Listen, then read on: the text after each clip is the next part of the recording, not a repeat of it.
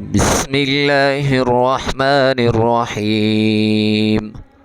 قال ادخلوا في قد خلت من قبلكم من الجن والإنس في النار كلما دخلت أمة لعنت أختها حتى إذا اداركوا فيها جميعا قالت أخراهم لأولاهم ربنا هؤلاء أضلونا فآتهم عذابا ضعفا من النار قال لكل ضعف ولكن لا تعلمون.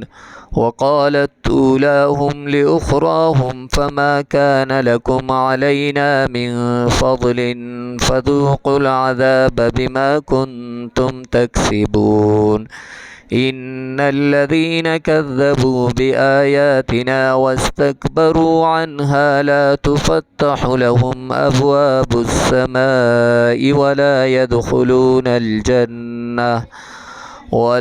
يدخلون الجنة حتى يلج الجمل في سم الخياط وكذلك نجزي المجرمين.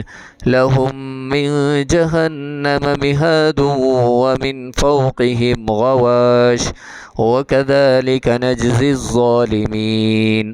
والذين آمنوا وعملوا الصالحات لا نكلف نفسا إلا وسعها أولئك أصحاب الجنة هم فيها خالدون.